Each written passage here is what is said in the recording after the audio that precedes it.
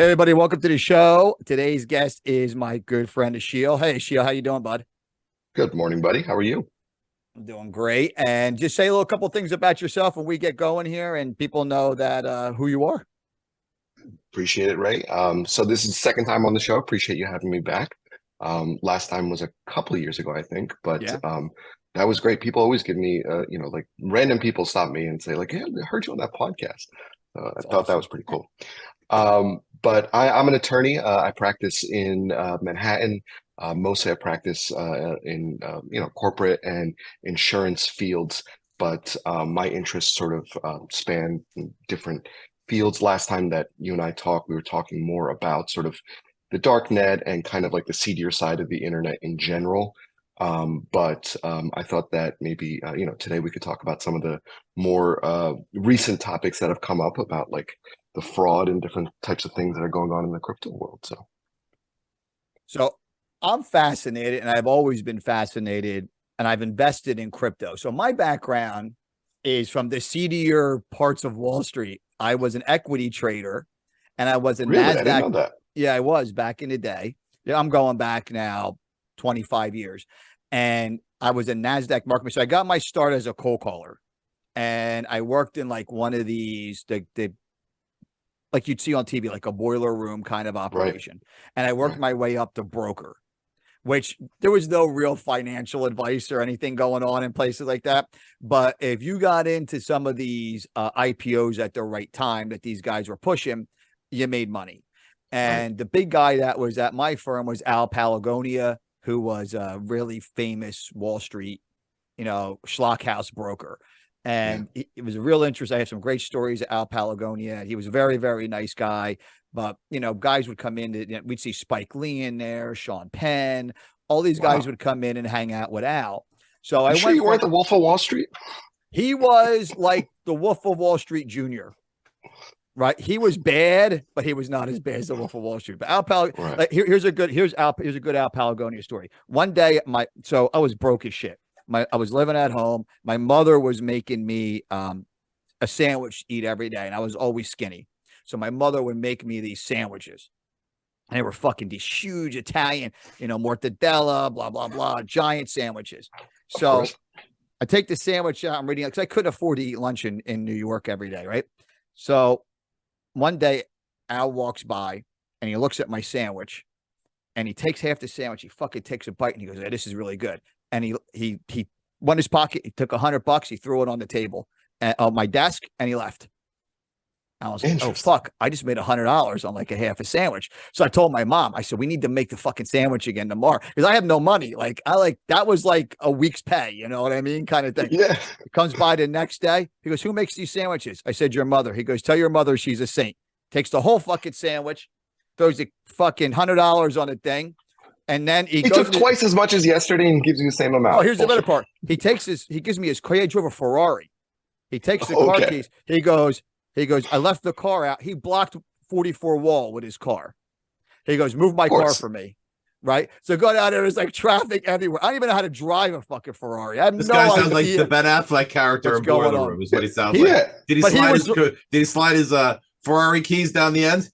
no, They he won't just threw the car down. And then I didn't even know how to drive it. So luckily there was another guy there who usually drives it who was like, I'll come down with me and we'll go park it in the parking garage. This motherfucker was parking on the sidewalk in front of 44 Yeah. wall. He didn't give a fuck. But this was a Of course guy that not. was making 25 years ago, he was making like $10 million a Right. month. And Wow. it was all champagne for everybody. It was lavish. It was this, was that. So this stuff with this SBF guy and his girlfriend, that Yeah. that reminds me of that boiler room kind of stock manipulation. And I went on, I became a NASDAQ equity trader and it was very regulated and I learned a lot from that. And then I went on and I did order execution for mutual funds. That was highly Nice. regulated, but they were all Yeah. lunatics. Everybody in Right. that industry is fucking 100% money driven and 100% nuts. That's such a good point that you make. And I think it's a big part of this FTX story is this sort of like mentality of like risk all the time. And Mhm. as long as my risk pays off, then it's all good, Yeah. And it sort of leads to this crazy lifestyle, which is like go, go, go, go. And you have to be intense.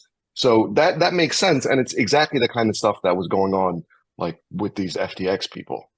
I worked at the last job I had, I worked at in Midtown, and it was Miller Tabak Hirsch was the name of the company. It was old school That sounds familiar. order execution company, right? Yeah. Execution for mutual funds, execution for all this stuff. You would get like, back and you'd get like 10,000 shares of Caterpillar to execute. I mean, it was like fucking nuts, like the amount of money, right?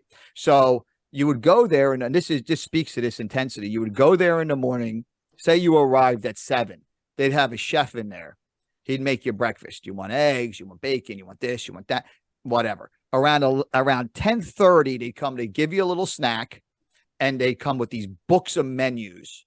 You could go through any of the menus you want. You could order anything. They had people that was just their fucking job, that they would say, what do you want? Oh, you want something from Parks Deli or Pax Deli? Is that what you want? No problem. What do you want? Boom, boom, boom, boom, boom. They bring it to you. They replate it and they bring it to you. Now then they come back in the afternoon with energy bars, coffee, all this stuff. And then if you work till 7, which you had to, because you didn't even walk away from your fucking desk to pee, right? They give you car service home. And it all started again the next day. And it was always like that, always like that. But this place was really, really like high intensity, like a lot of order execution. But that's interesting, that those kinds of benefits, like people on Silicon Valley always like, people hear about like these perks that like Google and all these companies have, but they don't realize that the point of these perks are to keep you chained to your desk. Yeah. That's what it did. And that's exactly what it did. And when I eventually left, I left there because and I never went back to doing it again. There was every Tuesday night or every other Tuesday night, you had to go out to dinner with your group. Right. So like my group was forced socialization, I guess. Forced socialization. Right. And it was one night I couldn't make it. And they said, you have to be here. And I was like, I don't know what it was. I was just having a kid. I don't know what the fuck was happening. And they got really upset with that. And I said, look, don't make me make a choice. And they said, well, we can make a choice for you. And I said, okay. I said, if that's how you feel, then that's how I feel too. I'm not interested. You know what I mean? And I left a lot of money on the table. Like I was doing very, very well, and never went back to it. But in between that and in between the schlock house, there was a lot of things that remind me of these guys. So start from the beginning. First of all, who is Sam Bankman-Fried and his girlfriend, who I just learned, I said looks like Velma from Scooby-Doo. I encourage all of your listeners to Google a picture. I wish I could put it up right now. I'll get it for you right now. It's horrendous, bro. Her name is Caroline Ellison, and she was born in 1994. And it's just, when you see her picture, you think that, and you hear about the amount of money that was involved with this fraud, and you see her picture and just like, how could that be? Where did this initial, first of all, walk us through it a little bit. Where did the initial funding come from? Who gave these people? Oh my fucking God, bro. She's a kid. She's a child. If you see that picture with her with a pen in her mouth there, the Fox Business photo, that was her profile picture on Twitter. So everyone knew what she looked like. Everyone saw that this was like basically a 20-year-old girl. The scary part is that this picture is not even the worst picture that they released. There's a picture of him, of Sam Bankman-Fried, and there's a picture of him laying on like this big, like, I don't know, what is that, beanbag chair, sleeping in the middle while of like other the people office are or whatever. working. It's insane. It's insane. Well, here's the thing about and that photo, and I'll get into like the sort of nitty gritty here, but like all of that was part of an image that this guy was creating. The beanbag chair in the office, like, oh, we work so hard. We're just like students. Even the pen in the mouth with the Carolyn Ellison. She was an MIT graduate. She had like advanced math degree. So it was all part of this image to let them know like, oh, we're these genius kids. Don't ask us questions. We're just geniuses doing our job. But it was all, smoke and mirrors. Yeah. There's a Wolf of Wall Street right there. Right there. There he is. This Jordan Belfort says this guy's fucked up. And Jordan Belfort's fucked up. Oh no, I have one worse than that. One worse. The guy that one of the attorneys that investigated Enron says this is worse than Enron. So the guy who did that 100% knows that this is worse than and Ron. Yeah, that John Ray's the third. That guy, Yes. he's now the CEO of FTX. Yep. And he took over because they went into bit. All right, let me start from the beginning. Let's start from the beginning. Let's Who's go. Sam Bankman-Fried? Right. Who's Caroline Ellison? And where did the fuck did they get did these teenagers or early 20-somethings get this money to start this? Right. So this guy, Sam Bankman-Fried, he was born in 1992. Okay. His mom, Barbara Bankman-Fried, is a law professor and a huge fundraiser to the Democratic Party. His father is an employment attorney, some type of attorney. But Joe Bankman-Fried, his dad, was also a big investor in Alameda Research and FTX, and really helped Bankman-Fried sort of get started. So he sort of came from very, receptive and supportive parents. Basically, what Bankman-Fried did is after he went to Stanford and got a mathematics degree, MIT advanced mathematics degree. From there, he went to a trading firm called Jane Street Capital. This was in the early 2010s. At Jane Street Capital, Bankman-Fried came up with this idea. And at that point, cryptocurrency in general was very, in its infancy. Bankman-Fried came up with this idea about buying Bitcoin in foreign markets, specifically in Japan, and bringing them to the United States and selling them on the American market. So this sort of buying cheap and selling more expensive in financial terms is called arbitrage. So he's come up with arbitrage for Bitcoin. He goes to Japan, buys them cheap, comes to the US, sells them for more expensive. He did this for about a year, and he made a lot of money doing this. He made a bunch of money. And what he did with that money is he created basically a hedge fund. The name of the hedge fund was Alameda Research. So Alameda Research came before FTX, but these two companies were sort of just absolutely intertwined, and we'll talk about how they sort of led to each other's collapse. This girl, Caroline Ellison, worked with Bankman-Fried at Jane Street Capital, and they actually dated for a while. After Bankman-Fried made all of his money and started Alameda Research, he goes to this girl, Caroline Ellison, who, by the way, no trading experience, never been on Wall Street, anything like that, but does have, as well, an advanced mathematics degree from MIT. Tells her, listen, I got this hedge fund, you want to run it? She's like, yeah, I've never been into trading, but okay, screw it, let me do it. She becomes the CEO of Alameda Research. About a year after that, Alameda Research is making some trades, making a little bit of money because they had all that capital from what Bankman-Fried was doing, with the Japan, arbitrage. Right.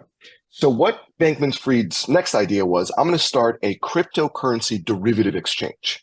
Basically, all that means is it's a website. And at this point, there were other cryptocurrency exchanges on the market.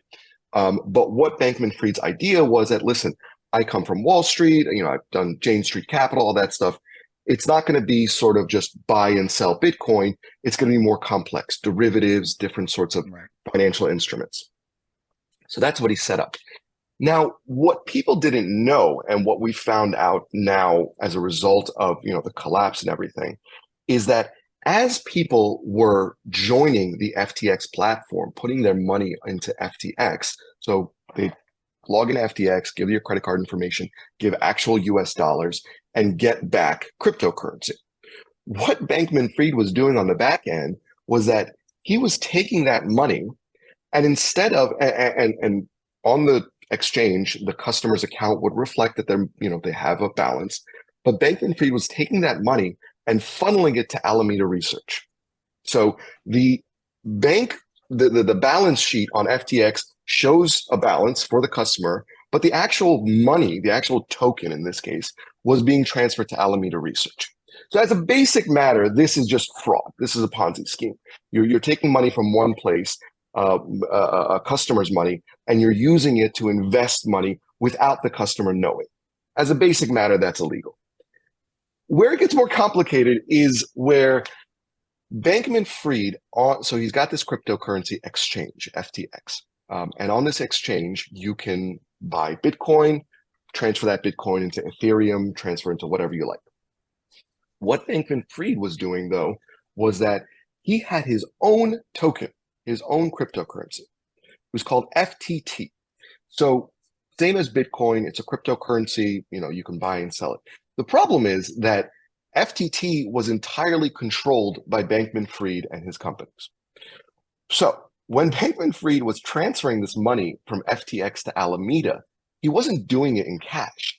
He was doing it in his little made-up FTT token. Mm-hmm. So not only is he transferring consumer funds from a exchange platform to a hedge fund without them knowing, he's doing it in a made-up currency that only he has control over. So he and his friends come up with this FTT token, and they're like, okay, we say that this has value because we're selling it on our exchange.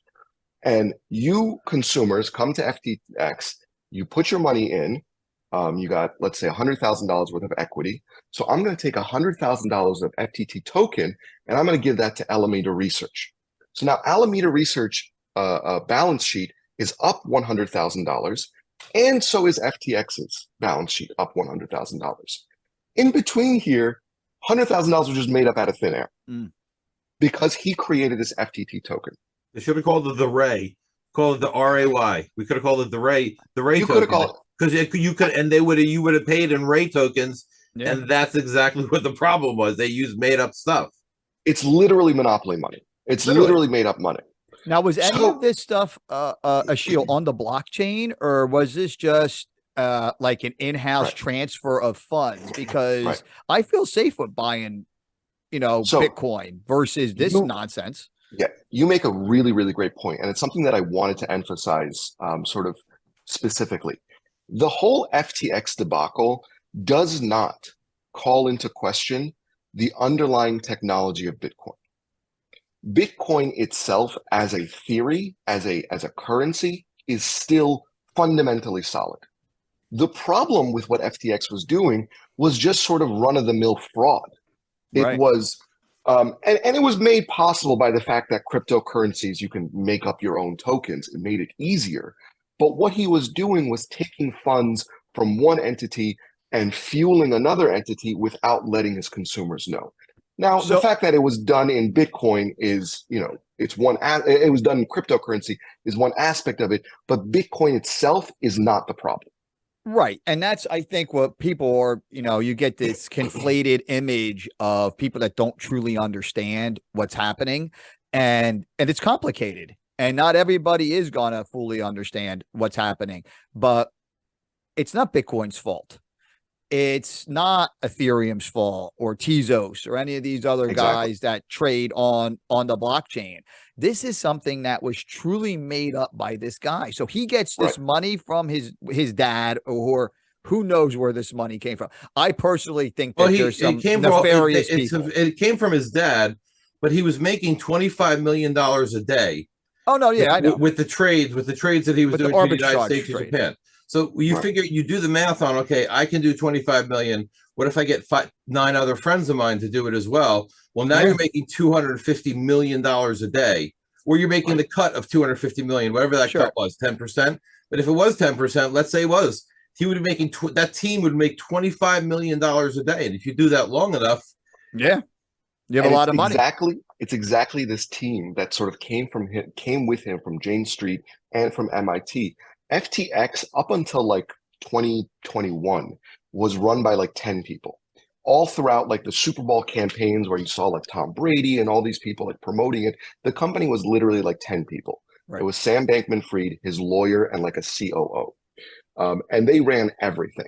And that kind of, and we'll get to sort of like after the collapse, the fact that this whole thing was just run by Bankman-Fried, it allowed him to basically, we think right now, this is a theory, that he's basically stole about $500 million from FTX, and no one really knows where it's gone.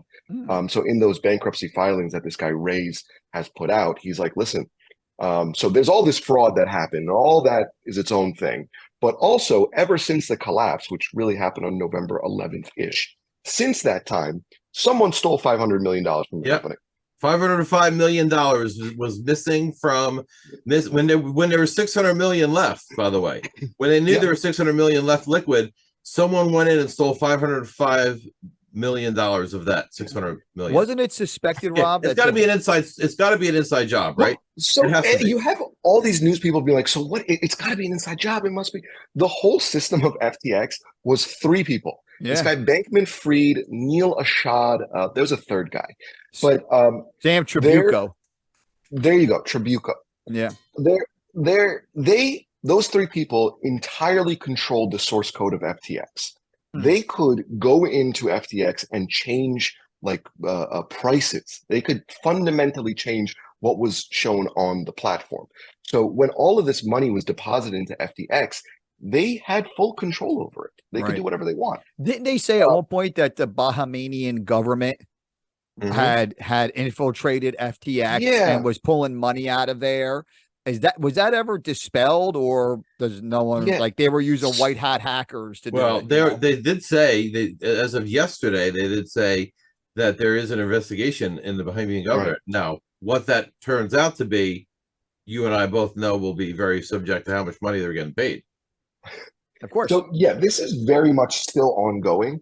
So after the week of the collapse, FTX filed for Chapter 11 bankruptcy in the U.S. courts. Right. And basically 99% of the FTX affiliated companies joined in that bankruptcy.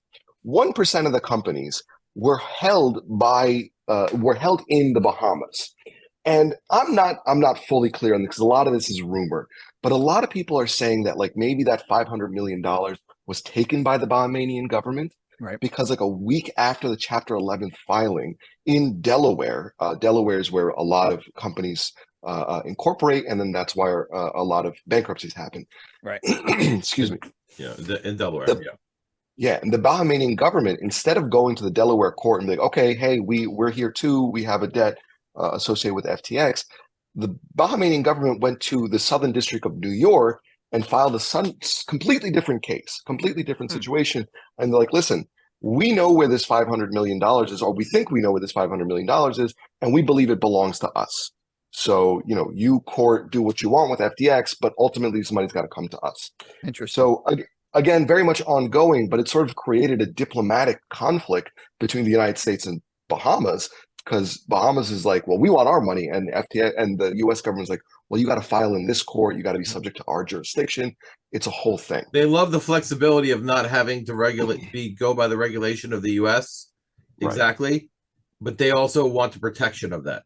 The protection that they want, this is my $500 million. I want you guys to get my money back for me, is kind of something that happens when you play by the rules. But they are living in a world where they don't need to play by the rules. They can make the rules as gray as possible around the white and black lines. They operate in that gray line. I'm interested why he incorporated in Delaware. They all do because there's tax advantages. Yeah, but looking for asset protection in places like Wyoming or places like just look at Amazon or Google. They're all in Delaware. They're all Delaware companies. If you Google them, that's where the LLC started. But you were just Rob, you were saying something that made me think. It's Truman Capote quotes, the problem with living outside of the law is that you no longer have the protection of it. Right. So you can't have it both ways. But the thing about Delaware incorporation, a lot of companies do it. Exactly. Amazon, Apple Computers, everything is incorporated in Delaware. There's reasons for that. Some of them are kind of old fashioned at this point. You don't really need to incorporate in Delaware, but everyone just does. Yeah. So, it's kind of the thing to do. If you're going to be like a tech company, it's kind of like your first brand. I'm going where Facebook started and where Amazon started and where all these companies start. Right. Incorporated in Delaware. It kind of gives a little credence, right when you start, well, I am a Delaware LLC, Yeah. You must be a real company. You're a Delaware LLC. Has there ever been any linking to the Democratic Party connections? Because it jumps out at you. You got a couple of things. You got the mom, who is a Democratic Party operative and an attorney and a professor. Then you got the dad, very similar type situation. Then you have some links and dates where Biden, and this might just be, a conspiracy theory, but Biden is nominated and then 13 days later, FTX starts. It just seems like it's Yeah. So a there's way a to lot. wash Democratic money. There's a lot going on here. So let's take just like the most recent example. During this midterm election that just happened, and full disclosure, my personal politics, I think I lean left, so this is Right. it's not a conspiracy. This is just like, court filings that show this, that during the midterm election that just happened, Bankman-Fried, nearly $40 million. I think it was around $36 million that he contributed to the Democratic Party during the most recent midterm election. And hello, you got? Yeah, we're here. Yep. Yeah, we're good. We're good. I just got a call. So during the last election, he donated around $40 million to the Democratic midterm election campaign. And a lot of people, and one of the people who received one of the most largest contributions was Maxine Waters. Oh yeah. Maxine Waters is head of financial banking committee, or I'm not sure exactly specifically what the committee's called. But a lot of people are saying that, like, listen, you spent all of this money on this campaign, and they just narrowly retained the Senate during this midterm, and then all of this stuff broke. You really think the Democrats are going to turn around and be like, okay, now let's go after Sam Bankman-Fried, the guy who lined our pockets and let us just win this last election? These are speculations, but it's just like, it creates this huge conflict of interest, I think, where you're sort of just like, yeah, you sure you're going to be able to regulate this guy?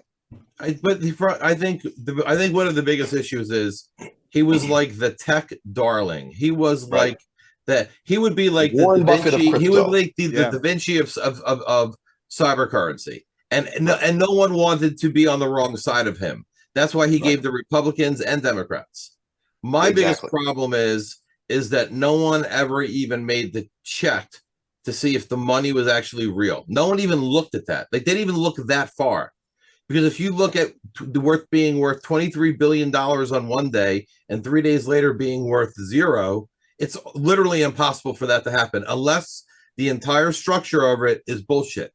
Meaning you have zero assets. If you had a company that was worth $23 billion, you probably have a sizable amount of billions of dollars that are assets like land, properties, patents, technology, all these other things that are worth money. These guys didn't have any of that. This guy had nothing, zero. Yeah. The houses he bought for his family and his friends, that's pretty much the only real asset that they're going to be able to collect. But I mean, I love to hear what you guys think. And it keeps going back to this FTT, this made up token thing. So FTX's big claim to fame in 2021, FTX was growing when all crypto was sort of like on the decline. A lot of people were saying, oh, it's crypto winter, all these kinds of things.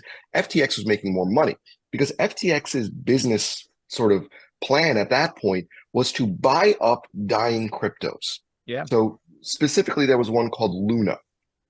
Luna, it's a complicated whole fraud in and of itself. But this coin Luna was crashing in early 2022. It was a very popular coin. A lot of people supported it. People thought, like, there's no way Luna could crash. But in 2022, it started crashing. FTX came in and was like, listen, Luna, I'll give you $500 million or whatever, $1 billion. Let me buy up all your coin, and then I'll take over. Luna's like, yeah, sure, do it. Turns out that FTX could only do this with Alameda's money.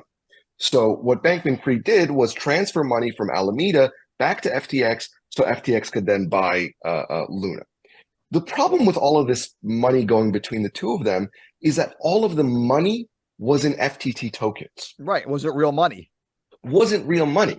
So when, as Rob was saying that, like, all like these Wall Street guys are looking at the books, how can they not? Well, Alameda Research books is like, oh, we're in the green, 14 billion. Yeah. We have assets of 14 billion. Turns out like 13 billion of that was just in this funny money FTT token. And they were using that. But no one even asked the question. There's not even that level of verification. Exactly. And the other issue is this, is when you let another company, another Bitcoin person in the back door for $2 billion, $2 billion. So like, let's call it like 8 to 10% of your company. He can and did trigger the landslide that happened to his company, because he made that public that not only do I don't believe in this anymore, I'm pulling my money out, and by the way, now he wanted to be bought out by that guy, and that guy said, on second thought, we're not gonna do that. And then it literally just straight down after that. Well, here's the interesting thing. Sam Bankman-Fried went out and tried to borrow against this FTT token to try and save the day. And anywhere he went, it was like, we're not going to lend you any money on this. He's this just a degenerate gambler. He's just going around to everyone. There's no value here. So like he's trying to go out and trying to margin a token that is monopoly money. And no one will just lend like it this. to him. This is my wife's for her 50th birthday party. Yes. This is what we gave out to people. It was all over the table, right? The problem is this is as real. This is more real than what he was doing. He would then leverage that for 100 times and be like, "This is actually worth 5,000. This is worth 50,000. Give me some money. I have some real money. Look, I have it right here in my hand." Now I know you could trade on margin, but when you trade on margin, you trade on a real asset. So you could have a $10,000 in your TD bank account or whatever like that, and they'll let you buy $20,000 in stock with it. Some exchanges will let you margin 5 to 1, but you have a value of something. You have the cash that you put in the account, and then you have the stock that you bought. So if you do get a margin call to bring up your margin, you have to put money in. If you don't put money in, they liquidate your account. And then you're back down to wherever your losses are. But he never had a deal with margin calls. He never had to do it because it was all make-believe stuff. So you know what I mean? All this being in crypto, there is no SEC oversight. There is no, requirements for liquidity minimums and things like that. And the fact of the matter president's on his back in his back pocket. The SEC president is in his back pocket. That's a whole nother conversation. I want to get to that. Other. And it's connected to Ellison, who is the girlfriend. Her dad was actually a professor at MIT, and it's all connected. But the thing is that free markets are going to free market, So if you have an unregulated cryptocurrency, all this FTT, the only reason it had value was because people agreed that it had value. It was being traded on his the exchange, and he was like Bankman-Fried. Everyone trusts him, so FTT has value. This guy. CZ, he's the and I told you we'd get to China eventually. Yeah. But so FTX was the second largest crypto exchange in the world. First in the world was Binance. And Binance is run by this guy CZ. When FTX first started, Bankman-Fried and CZ were actually friends.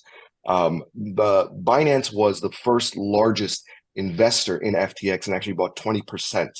Of FTX. Yep, there he is. And what that investment did was it was all in FTT, but it made Binance invested in FTX using the funny money of that FTX came up with. After there was a CoinDesk article that came out that said Alameda Research's entire balance sheet was the FTT. As we talked about, they're parading around like they have this equity, but it's all funny money. So CZ saw this and was like, okay, the house of cards is about to fall. I hold $2 billion in FTT that came from, the initial investment. And he's like, you know what? We're done with this. He dumped his entire portfolio of FTT on the market at once. That's this text. There it is right there. November 6th.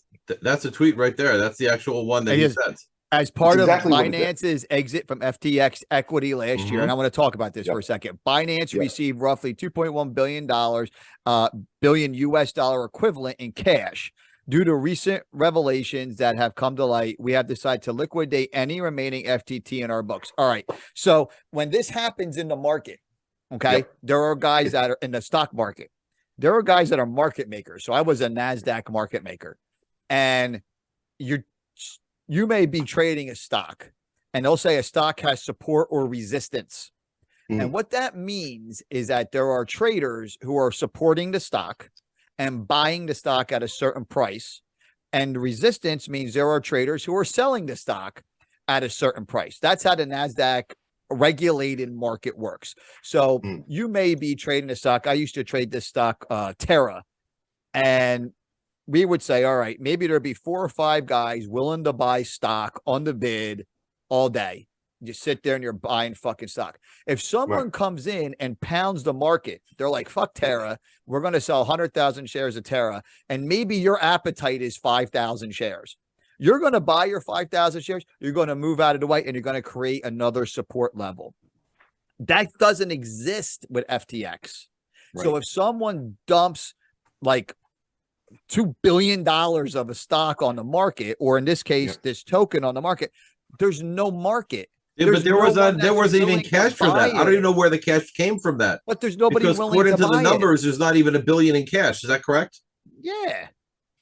Wait, say that again. Is it true that they only had like up to about $1 billion or $2 billion in cash, real funds? Like they really were worth about $1 billion access or receipts to track, because people paid real money into the company. Sure. That's how they know how much money went into the company. They know that at the end of the day, they played games with it and they bought houses and it's worth zero now. But the cash is only a small percentage of what they said they were, because about 10%, by doing the cost of the made up token was their equity.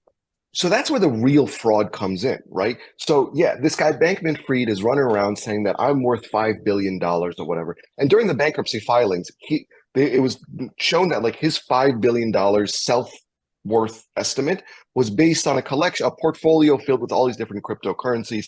Turns out his real value was like shy of $1 million. Like it was nothing to what he was saying.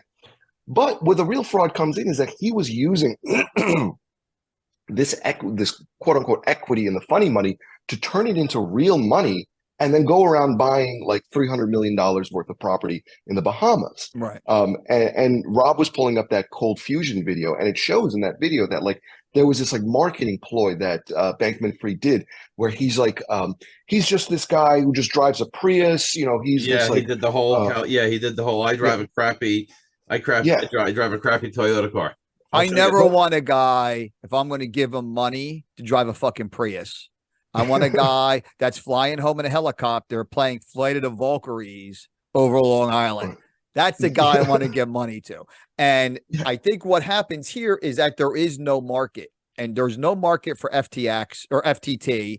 FTX was, if he stuck to what he knew, what he was doing. No one would invest money in this company, by the way. No, sorry, but no one's investing money. Like no one should. No one should have. But people did, right? And what he is a great salesman. But people don't. All right, and I'll relate this back to the construction industry for a second. When a guy first comes, I'm in the construction industry. When a guy first comes to you for a job, he doesn't know anything. He could graduate from tech school. He could have a master's degree from Rutgers. He doesn't know shit, because he has no real life experience. He has to build on that knowledge. These guys had no true real life experience. No one said to them, no.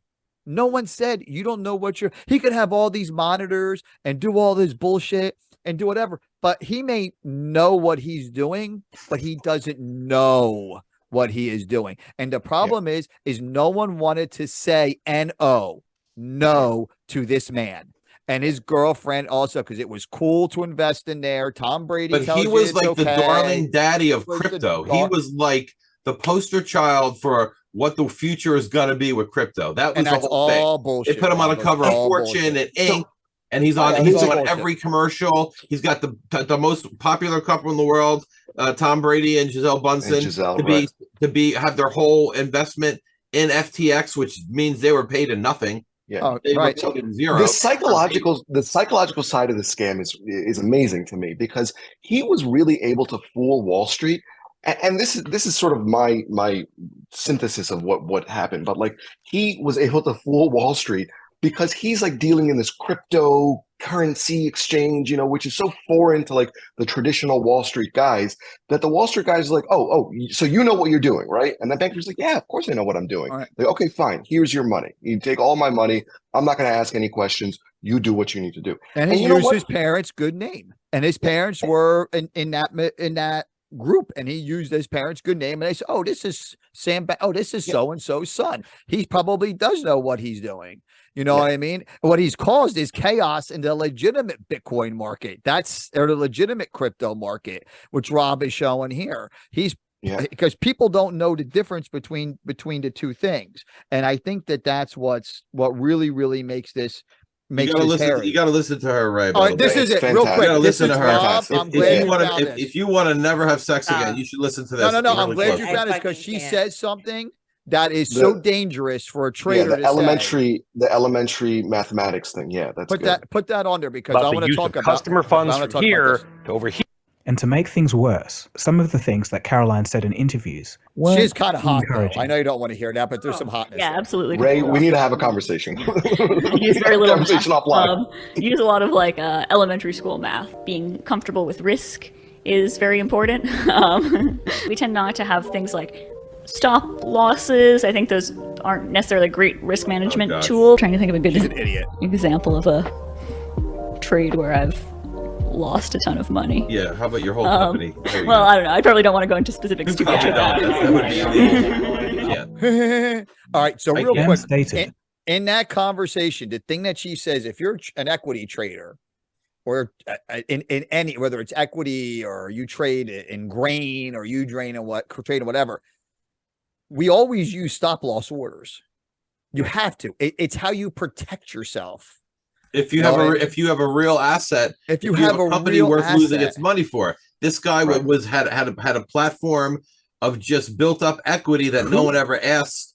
Can I see an example of this equity, please? Can I actually see a bank holding that has this money somewhere? And the issue is, it doesn't have it. If your head trader goes on, I don't know what the fuck show that was, sitting on somebody's couch. She looks like Velma from Scooby-Doo, and I don't, but if that, I would never allow that if I was in charge of that company, first of all. Second of all, it's terrifying when someone doesn't she goes, well, I don't think that's really a good method to stop loss. It's called a stop loss order. That stops loss. That's where you're at. That helps you to prevent markets from crashing, from your holdings from crashing. And you trade with stop loss orders. All traders do. All traders have points of resistance and points of where they say, this is where I'm going to support. This is my stop loss. I'm done at this number. This is the number that I'm done at. How do you not have that? What's so interesting about this whole thing, and again, the psychology of this is very interesting, is the fact that they had such an appetite for risk because they knew they were playing with funny money. Caroline Ellison didn't care if she lost all that money because she's like, well, everything's up in the air. It's all crypto. We're kind of giving it very fluid. Everything's very fluid, very dynamic. There's literally no moral hazard here. On Wall Street, the reason why you can't trade customer funds, you can't invest customer funds without them knowing, is because you can't gamble someone else's money. There's got to be a risk to gambling the money.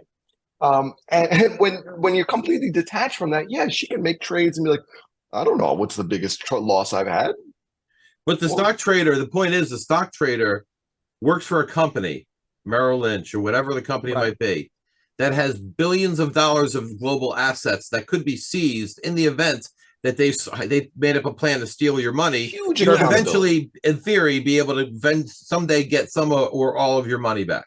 That's the whole idea of, I give you my money, and there's always a threat. If you do the wrong thing, I'm going to come to you and take it legally from you when you do the wrong thing by me, right? I mean, that's really, but this guy had none of that. He had none of that. He didn't have to worry about any of that because there's no liability because there really is nothing. And also FDIC insurance, SEC coverage, none of that applies to cryptocurrency asset exchanges. Part of this story is like Bankman-Fried was lobbying to get certain sorts of regulations, and everyone's like, oh, look at this CEO. He's trying to regulate his own industry. Turns out all he was trying to do was create a favored status for himself and his company to the exclusion of CZ and Binance, foreign exchanges, Chinese exchanges.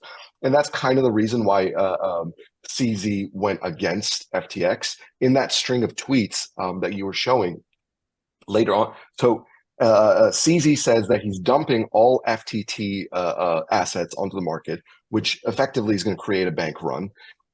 Caroline Ellison gets onto Twitter and is like, listen, if you're dumping them, at that time, FTT was trading, I don't know, $27, $28. She's like, listen, if you're dumping them, I'm going to come buy them from you for $22, $22 on the token. CZ's like, no, I'm not going to do that. And the reason he didn't do it, he put it in his tweet. He's like, because you guys are against industry partners. You guys are not. You were you're advocating for regulations that would hurt other industry partners. So it was just like a personal spite between them. And then CZ's like, you know what? I'm done with this. And that one tweet led to the entire collapse of the house of cards. Now, what liability does Binance have in this? Not so much legal liability, but what liability? Because really, he created this run. If he didn't do what he did, with this podcast would be about something totally different. He bought the coin. He bought the coin with his real money, with his real money, like his real money from his other company, his real money, allegedly. Right. But Rob, let me ask you this: Why? Why did he say all of a sudden? Because how do you want to get rid of your competition? He was one step away from. Thank you. One step away from. He was $36 million advance payment away from being the most popular within the next 2 years, the most popular crypto guru on the planet that could have said, "CZ, bye bye, you're gone now. We're going to get rid of you. We don't like what you're doing over here." That's why they pulled the plug on him. What does Binance do? Binance pulls the rug out. Yeah. Exactly. They bought, but they wagered. That was a $2.2 billion wager that was going to happen, right? Yeah. And how smart was he, though? How smart was he? Obviously knew the house money. He knew the rules on the house money for sure. So Ray, the smart thing. So there's a great Vox article that Bankman-Fried did an interview. So the collapse happened November 11th, 12th, something like that. That weekend, Bankman-Fried off in the Bahamas, doing whatever the hell it is he does, did an interview through Twitter DMs with a Vox reporter. And in that interview, he was so frank and so open with it. It blows your mind. The interviewer asked him well, you were considered the Warren Buffett of crypto. You were all about altruistic entrepreneurship and helping everyone out. He answers with one word, H-E-H. He's like, yeah, exactly. Yeah, just PR, F the regulators. So he really makes clear that all of this was a charade. All of this was just whoever wins, that person is right. And he says in this interview that I'm not the only one. All of the corporations are doing this. That as long as you are the one who is holding the bag at the end when the music stops, then you're right. And whatever you did is justified. And I think this is such a toxic mentality. It lets them in their head, and it extends to the Elon Musks of the world and all the others people in their head. They think all the ridiculous things they're doing, all the risks that they're taking are justified because they know they're on the side of the angels. As long as they win and their worldview succeeds, then everything is okay. But can you imagine CZ had that much money that he was able to put $2.2 billion into token of another company just in the event that he has the opportunity to cut out the legs of somebody?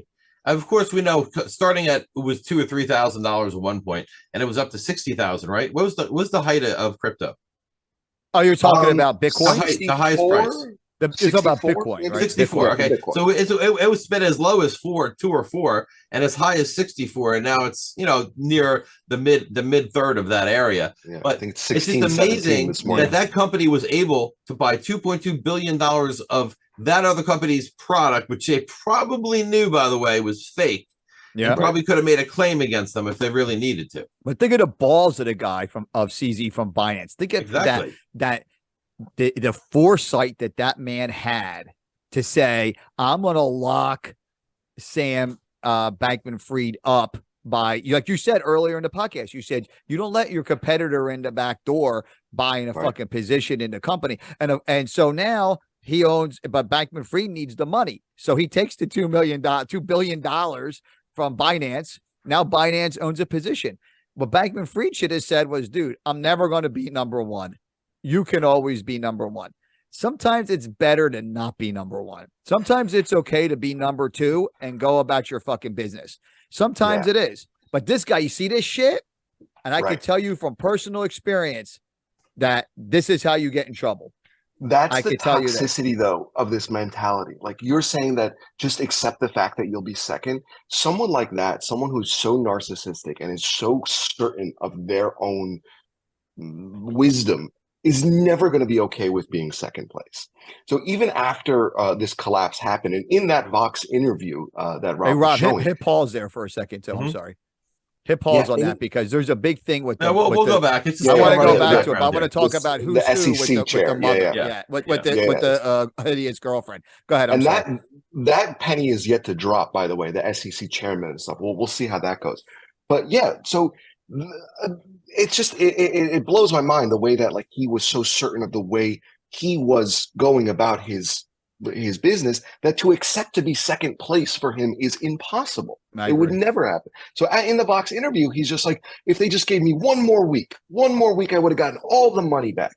I feel like I'm listening to like a gambler who just needs to push. It is a gambler. That's right. It's exactly what a gambler is. It's exactly what it does. It rationalizes the irrational.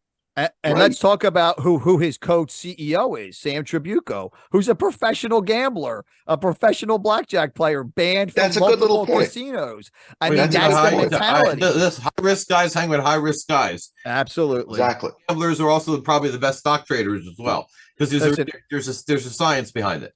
There's guys who know how to play cards. There's guys who know how to count cards. We've all watched the MIT movie. I know guys like that from a past life, that they're professional card counters, they're professional gamblers.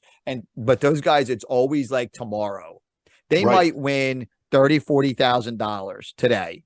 And then they're always like, man, I'm going to get it tomorrow. You know what I mean? And those guys, they always have that feeling, and they always feel that way. But this guy did it on a large scale, and he did it very publicly.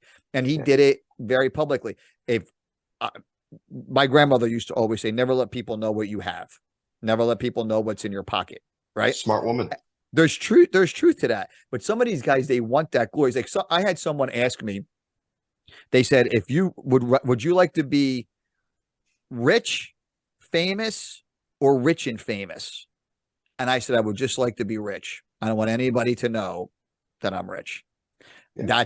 That's what I would want. I don't want anybody to ever, I don't want to be driving around in a Maserati. I have a buddy of mine. I don't want to say his name on the podcast. He could buy 1,000 Maseratis. He could buy the Maserati dealership. He drives a Ford pickup truck. You know what I mean? But not a Prius. Not a Prius. Not a Prius. But that's a guy that you know, and when you know, you know. You know what I mean? Then there's a guy like Sam Bankman-Fried who's full of shit. And when you look at him, even Elon Musk said he was full of shit. Elon didn't get the warm and fuzzies from the guy, and that's why Elon Musk didn't want to take money from him, because he knew there was something up there. And listen, there's a lot of great people in the world that go undiscovered in this process. Like if you look at what Ken Lay did, and with Bernie Madoff, he was one of the first people to blow the whistle on that one. And everyone said, no. And he says, oh, no, I'm telling you, and that guy was 100% right. Elon Musk is 100% right. He knows bullshit when he sees it. A guy who dreams about going to another planet and makes it happen the next day on his space launch pad is the guy that you got to believe, not the guy that thinks they know what they're talking about. And anybody trying to make money, Achille, hates regulators. That's the 100% God's honest truth. Whether it's somebody coming out to do an inspection in your house for construction, and the township inspector has to come in and count how many Tico nails you use, and if he didn't get laid the night before, he's going to find something to. I had a guy say to me one time, "Oh, I see that you use spray foam to seal around this building." And I was like, "Yeah." He goes, "Well, next time use the green spray foam and not the orange, because the green one is better for pest resistance." And I'm looking at this guy like, you got nothing. So now you're going to he passed, everything was great, and there was no problem. But I've had other situations in the past when I owned my bail bond company and I own a finance company where we were regulated by the Department of Banking and Insurance. And the investigator couldn't even say my name right. My real first name is Raphael, but he will call me Raffle. I'm like, Raffle. I'm like, this fucking guy, but I don't want to correct him. I just wanted him tickets here. I just wanted him to leave. We are now forever calling him Raffle. Yeah. We have to come up with memes and everything like Raffle. I just wanted him to leave, right? Tickets. I just wanted the guy to leave, right? But he, so I was always polite, always there, but you always have in the back of your head, this is his job. Yeah. And somewhere along the line, he decided that he wanted to be a regulator versus being like all these township inspectors. A lot of them are retired contractors, right? A lot of them are nice guys, but every once in a while you get one there's one guy that said, I don't know how you do it. I was never able to be successful in doing this. So I became an inspector. And you say to yourself, thanks for the frankness. And I think that's where SBF, but SBF began, see, I'm touchable. Like if that guy fails that, like I go home and cry, and then I have to figure out what I have to do to make it not fail. SBF's in a different world. He's like, these guys can't touch me. He's like, listen, I'm SBF. The sort of the opposition to regulators is completely understandable, and it makes perfect sense, you know, but at the same time, sort of, this country has been through this before, right? Mm-hmm. We had a Great Depression in the 20s, and a lot of it was, you know, sort of unfettered banks doing whatever they want, gambling, and then just losing it all. So after the Great Depression, there was a huge law that was put in place called Glass-Steagall. And Glass-Steagall is a very complicated sort of framework, but basically what it said was that banks, consumer banks, can't take their customers' money and then invest it in the stock market. There's a wall between consumer banking and investment banking. In the 1990s, Bill Clinton and the Democrats in Congress, along with the Republicans, everyone loved it. They repealed Glass-Steagall, and now consumer funds can be used for investment banking. And then you had the 2008 collapse, and the rest is history. Right, sure. The point is, though, that regulation for regulation's sake is always a bad thing. But there is a benefit to certain regulations, because unfettered free markets they don't care. They will, there will be a run on the bank that will lead to bread lines, down the street. So if you don't have some amount of oversight, and the amount of that oversight is obviously what the dispute comes down to, but some amount of oversight is necessary to make sure that we don't all live in some sort of burning hellscape where 10 guys at the top can just dole out whatever they want. Yeah, but most people don't understand. I think here's the biggest problem. Most people don't understand that cryptocurrency was started for people who did not want the government or big business inside of their financial transactions. That was, and I fully agree with it. So you're already talking about, I will risk my money than rather have the government know what I'm doing with it. So that's the first condition. That's the first condition. Right. So what crypto did, though, rather than the government, it was decentralized. Yes. So no one had control of it, whether it be the government or another bank. So the problem with the FTT token, or the problem with even the US dollar, there is someone who is controlling that currency. The great thing about, the revolutionary thing about Bitcoin is that no one controls it, whether it be a government or a corporation. So, that has its benefits and its negatives. But FTX, though, when it comes into like financial instruments and derivatives and doing all these kinds of crazy stuff, it's not just, I give you $10, you give me $10 worth of product. It's a whole world of complication that goes into it. And that if you don't have like a referee who's like, listen, that's crazy. You can't leverage a $1 funny money bill for $100 of real cash. We can't let that. You need those guardrails, I think, to have a modern economy. How about that they were making withdrawals and letting people know in their own circle how much money they were taking based on the emoji that they used. Did you see? Right. They would like put an emoji, and that meant like 100 million or 10 million, whatever money they were pulling out for themselves. So everybody knew that Ray was taking $10 million out. I wish. Exactly. On the Signal chatting app too, which means that after like 5 minutes, the chat is gone. Yep. They're transferring millions of dollars based on that. I want to say one thing. I'm a firm believer in internet privacy. I'm a firm believer in cryptocurrency.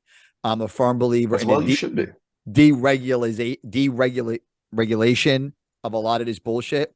I do not think that the U.S. government should have any involvement in crypto and Ethereum and all of these types of coins. I don't think they should have any involvement in any of that whatsoever. I think the market and the blockchain itself has hashed out all the bullshit. I disagree with the blockchain, because we already know that there's $505 million worth of crypto that's gone, that's not on the blockchain. So we know that it's not up to date. But that's the fraud, though. It's not the currency, right? It's not the currency that's the issue. No, of Right. course, I agree. And there should never be a regulated, like, oh, the US dollar, there's going to be a US dollar coin that the government's going to regulate and do it. That's Absolutely the worst not. idea. But That the whole will point of go the whole to point of the social credit Bitcoin was supposed to scoring. be the whole point of Bitcoin was supposed to be is that you are going to trade it freely, and there's going to be one place where every single transaction is Yes, listed, and we that's know true. where it is, and that is going to be our check. That was our check. That's And the it's whole there. idea of it. So And the it's fact there. that 505 million are missing is like, well, is there really a check anyway then now? Which is Of kind course of there is. what we're going through. Because the check, again, it like we know that $500 million is missing. We know that on this date at this time it went from this wallet to this wallet. There's no question about that. We just don't know whose wallet that is. Right. And there's no way that they can track that, or at least, no simple way that we know that they can track that. When the whole goal, see, I look at this, here's a deeper conspiracy in this whole thing. This whole thing comes crashing down. It's crashing down because of Binance. It's crashing down, and now the US government's going to say, whoa, wait a second, everybody. We need some kind of regulation, and now we need to, you know what? The Federal Reserve is going to release US dollar coins or whatever we want. They're already US dollar coins, but they're unregulated. They're going to release a Federal Reserve currency that you can get paid in. Now, what that leads to, step 2, a social credit score. And they're going to say, hey, Ray, you make $1,000 a week, but we see that you haven't donated to any green causes lately. In order for you to continue making your $1,000 a week, we want you to donate 10% of your pay to your favorite green cause. What if I don't have a favorite green cause? Well, now you're not going to be able to fly on an airplane. I mean, it all sounds far-fetched, but it's also like we were talking about off air. It's what's that TV show? It's in that TV show, Black Mirror. It's happening in China with social credit scores. So that's the fear of this whole thing. There needs to be a crypto currency. There needs to be Coinbase. I have a Coinbase account. I'm very, very satisfied with Coinbase. They know who I am. I know who they are. They actually trade on the New York Stock Exchange. Coinbase, the exchange itself, is a public company. It's not going anywhere. Your money's not going anywhere. Now, if you put $1,000 in some token, I'm trying to think of one that I have a small, it's like at 0.000001. It's like a hundredth of a cent. Right. It might not be there tomorrow, but that's your problem. You know what I mean? Let me tell you, this kind of goes back to what Ray, you and I were talking about in the last podcast, though, that there are ways to isolate yourself from these sorts of external, like, so you said Coinbase. Well, Coinbase lets you purchase coin. You don't necessarily need to keep it on Coinbase. No. So there's the term that they use in like crypto is called cold storage. So for me personally, I have an app on my computer. It's called Electrum. Electrum is not connected to any exchanges. It's not a means of purchasing coin. It is only a wallet. It's a wallet that is isolated on your computer, encrypted, all that good stuff. So you can go to Coinbase, buy your coin, then transfer it to this wallet. And then tomorrow, if Coinbase disappears, that's fine. You still have your coin. So after all this FTX things, you had a lot of the Bitcoin community come out and be like, I'm in cold storage. I have my coin. Yeah. I don't care. So I think that is, I have a crypto wallet. Like the future. I have a Coinbase wallet that's separate, that to get into it, you need to have 10 forms of identification and all shit that you made up yourself. Here's my only issue with the whole. No one's going to touch anything that's in there. Yeah. Here's my only problem with the situation. We're getting to the place right now in the world where people are considering things like you could pay your mortgage with Bitcoin. Yes. Right. And when you start getting to that region of acceptance, that's where you have to start thinking about the regulation, about how real is this really?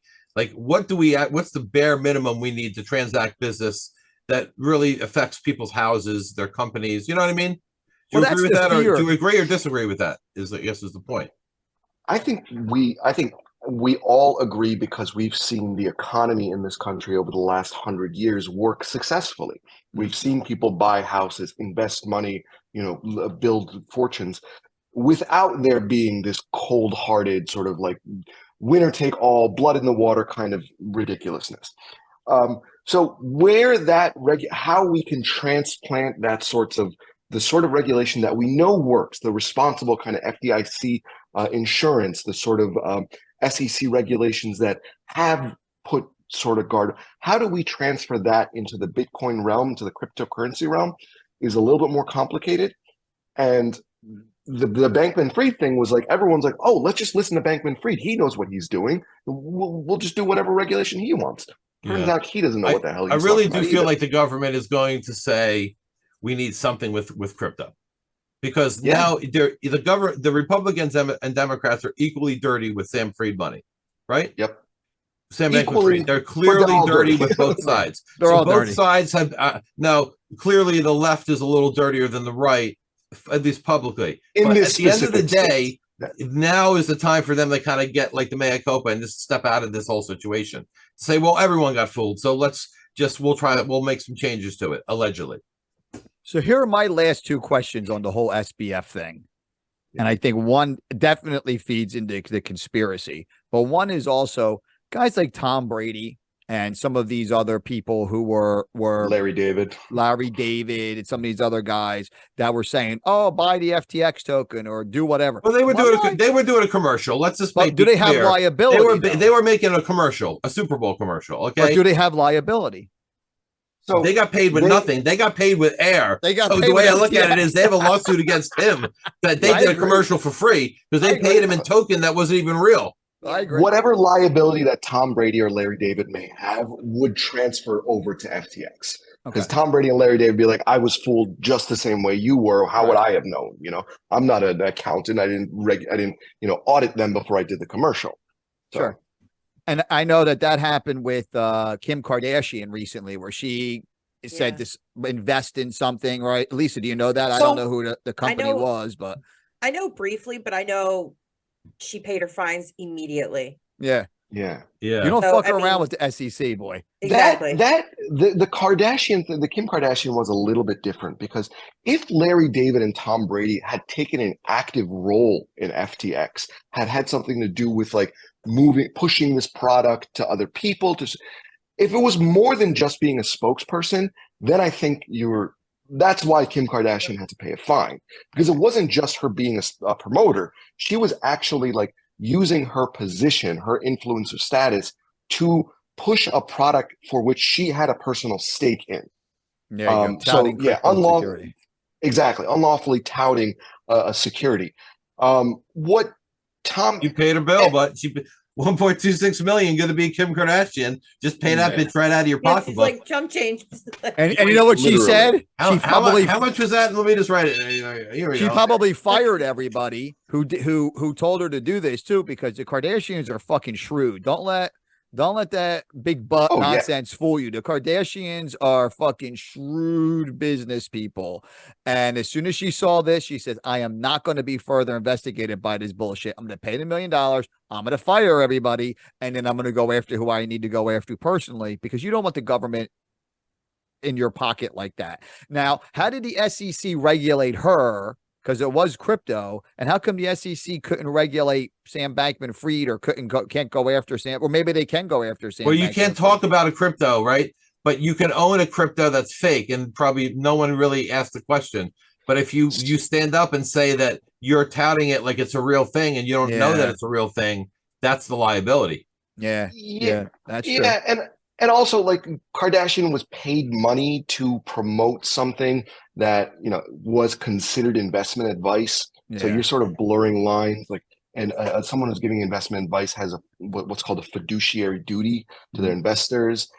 So it gets complicated. But again, this whole thing is fluid. So we don't know. Maybe SEC is going to go after, some of these promoters. What happens with Carolyn Ellison?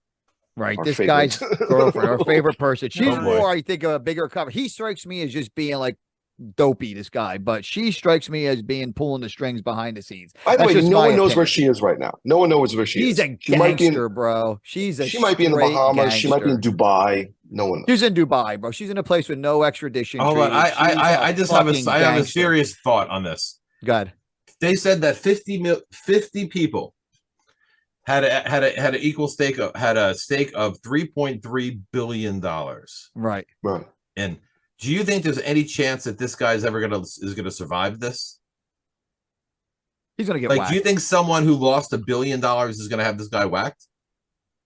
I always wonder about stuff like that. Like, there are people who are way angrier than we are about this. What if it was a drug dealer? What if it was a drug dealer? His whole cleansing operation has to do with using coin. I mean, you don't know, but I'm saying is that's a lot of money. The level of money usually describes the pissed off part, right? If you get the wrong order for $1.50 when you get your takeout, you don't give a shit. If someone steals $3.3 billion, you start giving a shit. Oh, yeah. And we're talking about like national governments here. Binance, for example, obviously not FTX, but Binance has been repeatedly accused of laundering money for despotic governments, Iran being one of them, Russia being another one, where, they're skirting Western sanctions using the Binance platform. So imagine if, Iran gave you $1 billion to wash their money from their nuclear program, and then that money's gone tomorrow. Oh yeah. I'm telling you, once they know the bodies, there's no bodies even buried somewhere to find the money. I don't think it will take very long. Epstein, what did Epstein take? How long did he take? Yeah, no before shit. the last shoe had to drop. Well, maybe a couple days. He was gone after a couple days. But a lot of these guys are true gangsters, right? So if you're running a drug cleaning operation, a money laundering operation through FTX, and you just so happen to get caught out there that day, these guys are fucked. So they have to go to places where there's no extradition. I think this girl's in Dubai, and then they have to get protection, and they have to have something listen, there's money out there. These people have money. Sam Bankman-Fried, Caroline Ellison, there's money out there. They didn't just spend it frivolously and fuck around. They have an exit plan. Fried is supposed to be going to Congress. He's supposed to be going to Congress in a week, isn't it? A week. Yeah, good luck. Yeah. Well, does he make it there? That's my question. It's Maxine Waters' committee. Maxine Waters' committee is the one who's calling him. So and he's still got to be there. The one that she took pictures with, the blue kisses too. That one. He's not going. He's not going. And then it leads me to this. Caroline Ellison, the girlfriend, her father has links to the SEC. And Rob, I know you pulled up a chart from on YouTube that we were looking at that podcast earlier. And I know that there's some link there. And I wonder how much that actually, because you can buy your way out of these things, because this is what's interesting. Who did he hurt? If he hurt a lot of grandmoms and grandpas and people on Main Street, there'll be outrage. But if he hurt billionaires, nobody gives a fuck. This goes back to what you were saying before, that she just goes off to Dubai. Where's the money buried? The Ontario Teachers Fund wrote off $100 million as a result of the FTX. That's almost all. That's like almost all their money, by the way. That's literally everything they have. Retirement funds. The whole union is broke. The whole union is completely broke. So he did hurt people. He did hurt Main Street people. So this $500 million, it didn't come out of nowhere. It came out of people's pockets. It came from investors' money. So I'm thinking this girl Caroline goes off to Dubai. Am I just naive for saying that? How can you live with your conscience knowing that you have pocketed that much money wrongfully from teachers in Canada who are just trying to help people? I'll just say this: these people that we're talking about, they were extremely entitled, even from the very beginning of where they went to school and how their moral compass is so off to even be able to get even to step 3 of this 20-stage process. Hypothetically, you would have to literally be like, well, you're aware that we're going to steal money from people, and when it's all done, there's going to be no money left. Everybody knows this when you do the scheme, right? Everyone knows when the house of cards stops, there's nothing else left standing. Everyone knows that. And you're talking about people who have no problem with that moral that moral compass. Yeah, but let me say this. Let me say this about this real quick. Really does. You brought in the Toronto school teachers, union investments, right? Yeah. If you're the guy in charge of that, I'm going to talk about this chart. But if you're the guy in charge of that, what do you see in FTX? What do you see that you would want to invest conservative investments of people's pensions? What is there? Well, you're not like, I want to buy Tesla. Same thing. Other investors $40,000 on the exchange rate. It was $26,000. It was $40,000. I mean, it's real big money. I mean, remember, Berkshire Hathaway, the company, never ever split their stock, right? Ever. It's like $391,000 a share or something like that, in that ballpark. They want, eventually, that's the dream of that company, is that company is really worth that much money. Yeah, but they have assets. Berkshire Hathaway has everyone thought FTX was assets also, buddy. Exactly. That's the problem, is that they were able assets can mean anything. Assets can mean anything. Bullshit. You don't think any investor said to themselves, and I want to go back to Caroline Ellison real quick, but do you ever think that any of these big time investment guys, hedge funds, guys for the Toronto Teachers Association, all these people, that they ever said, I wonder what's backing the FTT token? Oh, nothing? Here you go, Sam Bankman-Fried, have some money. There's got to be something. Okay, but Ray, also, you're talking about a group of people where he did a $210 million deal with a company. And was playing League of Legends and cursing the entire time. And they loved it. They were like, oh my God, what an innovator he was. Oh, how on the edge he was. No one in their right mind would give that guy 2 cents, right? Right. But for some reason, because he's the daddy darling of the day, and he is the cyber currency prince, then somehow we're going to allow him to do whatever he wants. It's all about entitlement. It's all about entitlement. This is the time of 1% federal interest rates. Like, free money is running all over the place. So people are just seeing dollar signs. Like, wait a minute, if I put it here, a month from now, it doubles and I can actually withdraw that money. Who cares if there's a fraud going on? Now, if you got out, I got my paycheck. If you got out, that's like Dogecoin. Like, I was telling Rob my Dogecoin story. I was day trading Dogecoin. Right. Yeah. I had a couple 100,000 coins. It was like around a penny, 2 cents, whatever it was. I was trading. And usually I was liquidating every night for the most part. So one night, I don't know, I fell asleep, whatever happens, just stupid luck. The next day I wake up, the fucking thing's at 40 cents.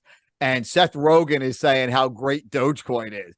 I'm like, thank you, Jesus. I have like 100,000 fucking coins in this, but there's no value to it. But what was my downside? It was because I did conservative investing. I bought a little something. I said, if this goes up, it goes up. If this doesn't go up, like Shiba Inu is the other one.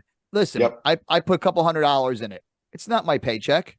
I'm hoping that it turns out I have a friend of mine. I can't say his name on here because he got very, very wealthy by buying Bitcoin when Bitcoin, they were giving them away. They were $2, $5. And this guy was constantly buying Bitcoin. Well, he made millions of dollars on that.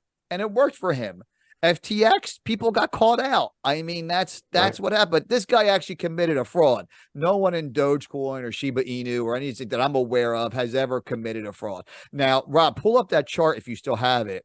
So here on the bottom left, there's Caroline Ellison. All right. Now, her dad over here is Glenn Ellison, but the dad has a relationship with Gary, whoever, Gessler, whoever you say his name. Former boss. So he's the head of the SEC. Yeah, Glenn, Caroline's dad, was Gary's boss. So where do you think the power dynamic is here? Wow, she's really the gangster. But you got to remember, this is the wave around. This is the wave around that FTX was planning on getting. They were planning on having them, SEC, waive. So exactly, waive something that would make them legitimate. Mm-hmm. So this is the no action memo that came out, where during the time that Bankman-Fried was going before Congress and like talking about this brokerage license, he met with Gensler, him and actually another one, ITX, another exchange. But they met with Gensler and they're like, listen, if we do what you say, then we need to come to an agreement where you guys will get a special brokerage status, something or whatever made up term by the SEC that basically says, whatever you guys are doing, we're just going to be okay with it. You're just going to be fine. And that's amazing. No consequences. So if you want to really protect yourself in all of this, now you had talked briefly about your Electrum wallet. If you want to protect yourself in all of these things, all right, this is a great. This is a scary thing. This is only part of the chart. This is only part of the chart, but this is all the things that they have stocks in. So you can in theory, all these are definitely impacted to some point or another because they're all connected. Either they were directly acquired by FTX or they have some kind of investment in FTX. that top line you see that's cut off here, I think that's all Alameda. So like There's a circle, big, there's a circle one. I'll pull up the circle one better. exactly, There's a the circle that, one, right? Yeah, here it is right here. This one here. This is the one Right. where you want to Look how much see. Alameda did. Look how much Alameda had. All of that was FTT, backed by FTT tokens. Amazing. All of that was funny money. All scam. All that is a scam, and all that information. Now, whether I'm pointing to the Delta One over here, whether Delta One actually has a value base to it will be what regulators are going to have to do when they go through bankruptcy, right? To see was this thing that he bought illegally with Delta One, what is that worth? That's where they can. Is that true? Is that something that they would be able to recover and then give back to people who owned allegedly FTX? That's literally what a bankruptcy court is designed to do. So the Rays the third, this guy, the CEO of FTX now, has come before the bankruptcy court. He's like, listen, I can't even give you the most basic information about this company. I can't tell you how many employees it has. I cannot even begin to tell you. He didn't know how many employees they had, which is hilarious, by the way. It's fucking great. There are hundreds of these little companies spread around that FTX bought, absorbed, or whatever. So going before a bankruptcy court and saying, like, listen, I have this much money to pay to debtors is impossible for them right now. Mm-hmm. Was it all designed that way, though, Achille? Do you think that they designed it that when this happens, it's what a tangled web we weave? And they designed it like that, and then hey, you go to Dubai and I'll go to somewhere else. We're going to sit on the beach and whatever. I mean, I think more cynical than most people. I think a lot of these financial instruments, even like the regulated ones on Wall Street, they kind of rely on the fact that it's more complicated than your average regulator understands. There's a great movie, The Big Short. I don't know if you guys have ever seen it. Oh my God, one of my favorite movies. I watched the clips. So good. Constantly. What an epic movie that is. So there's that great scene with Ryan Gosling, and he's like, this is my quant or whatever, and he goes through all that stuff. And then it cuts to them, whatever the hedge funds, the short sellers guys, those characters, going to like the regulators, and the regulator in the scene has on these like dark glasses. And the story, she had just had eye surgery or whatever. But like that visual representation is so exactly true that like there are regulators, but they completely have blinders on. They don't see anything that's going on. But short selling is legal, right? It's 100% legal. And the rules for short selling are very, very simple. The stock has to uptick, and the market maker has to have stock to sell that he could sell to you, and you have to notify the market maker it's an SS sale, it's a short sale. Yep. You have to be able to do that, and then it becomes legal. Now you are short that stock. You've already sold it, so your vision is this stock is going to go down, and I'm going to buy it back at a cheaper price. And you look at companies like GameStop. GameStop was short. People were fucking short in GameStop. They were doing all they could to keep that stock down. And it's one of those Reddit kind of things where everybody decided to start buying GameStop, and it started chasing out the shorters because now the shorters have to put right. So all these meme stocks, right? It's all 100% legal. So if you were, but what FTX did here's was the thing. not. So they are short selling, absolutely 100% legal, all that kind of stuff. But after the 2008 financial crisis, there's the law is now, the name of it is escaping me. But there's a law in place, Grassley, the Grassley law. Grassley. So that law says that if you are making investments, if you are sort of a registered hedge fund or investor, you need to have base liquidity requirements. Yeah. You need to, if you're trading on derivative, at least X% of your book needs to be hard liquid, needs to like have actual cash, and those firms exactly. So what was it? Small Business Reorganization Act. And no, it wasn't this one. It was some. What this happens, is the one they're working on right now. So yeah, you have so to it wasn't this one. You have, and then they get stress tests, and there has to be like all these different things that like, okay, you're out there, you're saying you have 10%, and you're then trading on derivative for the other 90%.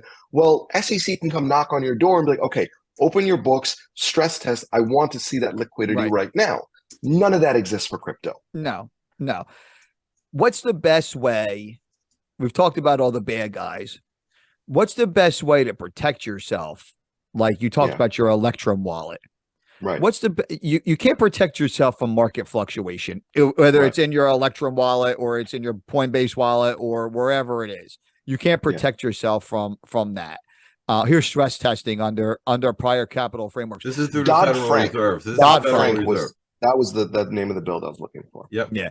And how do you protect yourself from that? How do you say, I don't want anybody to steal my Right. crypto, or I want to make sure that what crypto I'm buying, like what's a good method? So again, this goes back to the point we were making earlier, which I think is a critical one, that Bitcoin as a technology, as a concept, should not be called into question by this whole FTX debacle. And I think what the FTX debacle teaches us is the basic thing that anyone who is investing should do is research and be willing that any amount of money that you are investing, be willing to lose it all. If it all goes to zero tomorrow, you should be, okay, well, that's the risk that I'm playing. That's, again, this is not investment advice. This is not legal advice, but solid investment should be able to absorb any amount of risk. You shouldn't be exceeding your risk profile. Now, FTX, well, it was a charade. It was Tom Brady's on the Super Bowl, like advertising it. Your average mom and pop investor, looks at that and it's like, well, okay, that looks good to me. That's kind of where we need the government to step in and be like, well, the average investor is not sophisticated enough to see that this particular emperor is not wearing any clothes. Typically, you and I as normal investors, say you want to invest in crude oil or whatever. You go in, you do your research. Okay, there's this shipment coming, there's X, all these different factors, and then you make your investment. That doesn't exist for the cryptocurrency right now. There's a imbalance of information, and you can't really have safe investment when there is such an imbalance of information. So sort of just going back to the basics, if you're investing, make sure you have all the information, make sure you're willing to lose everything that you're risking, and just sort of move forward in that way. Meaning, don't put all of your money in Bitcoin, or don't put, and no one who has Or half in a any brain, basket. Never put your or eggs in any in one basket. basket. Or anybody's Right. half a brain. Like I logged into my Coinbase account and I'm looking at Tezos. Tezos is down to $1. I bought it as high as two plus. I bought it well below $1 as well. But what I like about Tezos is Tezos gives you 4.63% interest rate on your money, right? So you buy Tezos. Tezos pays you back in Tezos. They don't pay you in cash. You don't get like a check that comes in the mail. But what you do with that, and that what Coinbase does is it gives you a running total. It's constantly running. So you could see, oh, look, if I sell my Tezos now, I have like 1.1 coin of Tezos. I have 1.2 coins. I have 1.3 coins. And it keeps this running balance. Sell it. And then you've made your money. Can I tell you that so we were talking earlier that they're like FTX's whole business model was buying up failing cryptocurrencies. Right. And the big one that sort of precipitated this big loss was Luna. It was the name of the cryptocurrency. And you were just saying that Tezos does 4.6% interest. Luna did 20%. Amazing. Interest. Should have bought some. Which is amazing, right? But it turns out that it was all funny money. That it was all just like them. But it was the same thing. It was the same thing that Bernie Madoff did when they looked at Bernie Madoff, when they looked at the results of that he would hand to investors and say, here's my chart on how I did this year. People would financially look at it and say, that is not possible. And people did it multiple times before Bernie Madoff got off also. Yeah. And all you have to have the information, right? And then you have to have someone on the other end willing to listen to the information and then willing to act on the information. And that's how it all happens. Like right now, we're not in a world where anyone will act on what happens and no one will even ask the question yet. But I think questions are going to come soon because real people are going to be broke. Like real people with real money, like teachers in Toronto, even though it's a very small percentage of what they spent, they still wasted $95 million. And there's other people who have also wasted $95 hard-earned million also. Sure. Yeah. Now I looked at it where go ahead, Achille. But that's why I keep coming back to the cold wallet thing, the sort of like off that I want to be in the crypto space. I want to be part of this technology, but that level of risk is not is not something that I want. So the $95 million that the Ontario Teachers Fund lost, well, that's because they gambled. They said that we have X number of dollars that we believe we can increase it. Well, as long as you're willing to accept the fact that gambling is not going to be part of your sort of investment strategy to a certain extent, then it's the same concept as buying US bonds, for example. Sure. Like super conservative investment. You just buy, you hold, and whatever happens with the market, let it happen. You know that you're retaining your assets. And you can look at that in a lot of things. You could do jumbo CDs. You could do bonds. You could do AAA rated corporate bonds. These are all really, really, really safe investments. Right. You should take a small amount of your money and do something different with it, but it's money that you're willing to lose. So that teachers union only lost of the $95 million, by the way, they have $242 billion in their pension fund. So it's so the guy took a shot. It's a very, very small percentage of it. But the point is, what if that was 5%? And what if that was our teachers union versus someone else's? That's the issue, right? This is the shot over the bow, as far as I'm concerned. No, I agree with you. 95 million of a $242 billion pension fund is really not even 0.5%. But the point is, what if it was? Yeah.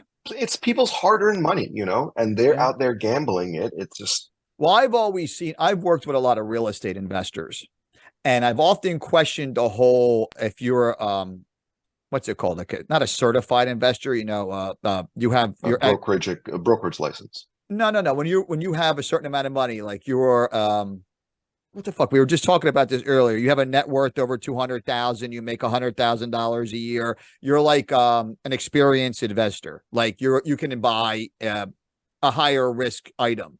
And I've often thought about that. And I've often said, if you don't know what you're talking about, no matter how experienced of an investor you are, you don't know what you're talking about. I know a lot about the real estate market, and I've done a lot in the last 7 to 10 years. I've owned some real estate. I've worked with a lot of real estate investors to fix properties.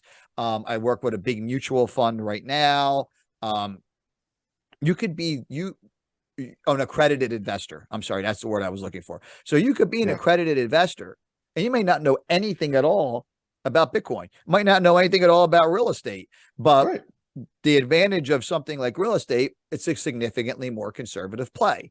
So it should be part of what you do. So when you're, if you want to team up with somebody who's a contractor, say, and he knows a lot about fixing up houses that need a repair, and you're like, you know what, I'm going to finance this job and we're going to flip it, or I'm going to put this in my portfolio and I'm going to do like a BRR type of investment, like a BRRRR type of investment, and keep on buying more of these properties. There's guys that have tremendous success with that. Right. You can also lose.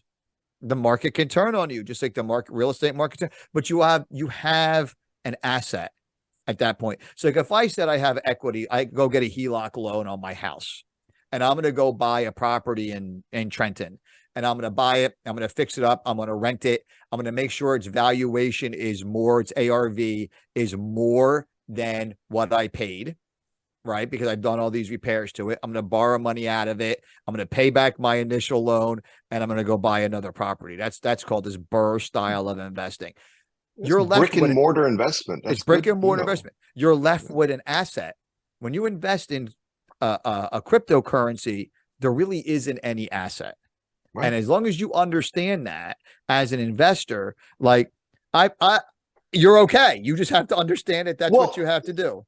There is an asset. It's just the value of that asset is what people agree on it being, right? Which is no different than the US dollar. The US dollar is the same way. But this is a way more unregulated market. So if you have that trust in that community, in the Bitcoin community, then do it. But if you can't take on that level of risk, if you're not willing to put up that much money, then it's not the investment vehicle for you. And I know guys who own hundreds of properties. They won't even touch a stock. They're like, this is what I do. And when I'm not what do they say? Launching my capital. They all have this same saying that they say, then I keep my capital in a jumbo CD, or I buy bonds, or I do something. So then at any moment that I'm liquid, I can say, okay, there's a house that I want to buy, and That's what they do. They've made themselves experts on that. They'll look at a property and say, this is the one, or maybe they'll say it won't. It's not, whatever that's their expertise. They won't even look at Tesla, or they won't even look at GE. Then there's other guys that are blue chip investors.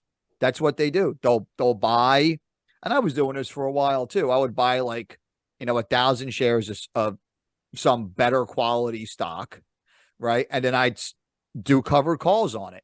I write a call on it, or sell a call on it, rather, write a call on it. And I was an options trader, so I have a strong options background. And then I would take that money and I would say, all right, I have this money. And now what am I going to do with this money? Maybe I'll just hold it. Maybe I'll buy more shares of this stock and I'll write another covered call on it. But there's an asset there. There's just, the stock is an asset, and it could get called away, or I could have just made that money. I've done it on riskier stocks and I've gotten my ass beat. You know what I mean? And so it depends. And I've also done on riskier stocks and I've made money on it. So you have to like have some little bit of knowledge. You can't blindly follow SBF and his gangster girlfriend, Caroline. You have to be able to have some, some basic knowledge. I'm fascinated with the whole criminal enterprise of it, because something that Rob said, there had to be guys that were a little nefarious investing in some of this stuff. There has to be. Was anybody using FTX in the dark web to buy anything? Or they're like, like those kind of guys out there? Or, because I don't even think that dark web guys were taking FTX. I think they take Monero and Bitcoin. I don't think that they take FTX. I think they thought FTX was too risky. So, and you're absolutely right. Like, people who are in that space know that these types of assets that are created, they have a term, and excuse my language, is what the term is. They're called shit coins. Yeah. So these things are just funny money. So people who are really in this space know that, if you want money, if you want to protect your assets, you don't go buying a fly-by-night token that was made 6 weeks ago and is being promoted by, whatever. You buy Bitcoin, you buy Ethereum, things like that. Whether specifically FTX was used for the commission of crimes, I don't know. I think the administration of FTX as a whole was itself a crime. So, but Binance has been documented as being a platform for money laundering, where people just put money into the exchange, extract it as a different asset, a different coin, and then use that coin to do whatever the heck it is they want to do. So, but that's what all cybersecurity is about, though. I mean, and unfortunately, it used to be that, drug dealers or nefarious government actors or whoever we're talking about, they would deal in cash. Now they don't need to deal in cash. Now they can deal in crypto. But if they go back to dealing in cash, you're still not going to find them. It's the same bullshit. To me, I look at it as it's the same idea. So if a drug dealer has $1 million that he needs to put through somewhere, he's either going to do it in cash, and there's a million ways to do it with cash. He may own Pollos Hermanos, like on Better Call Saul, to name one. That's one way of doing it. Or he may, he may buy Bitcoin, or he may buy whatever that case may be. And a lot of these guys are real savvy fucking guys. They're just gangsters. It's just, I was a bail bondsman for a long time.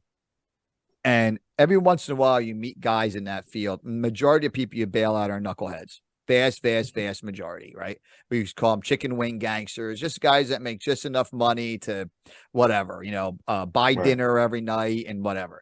But I was in bail when there was starting to be a transition of drug dealers selling drugs on corners and then drug dealers selling drugs online with like a delivery service. It was like the beginning of the rudimentary portions in that. But guys move up through that industry, just like in any other industry. And there's really, really, really smart people in that industry. Guys that you would say, like, why are you a drug dealer, bro? Look at you this. should be a doctor. You know what I mean?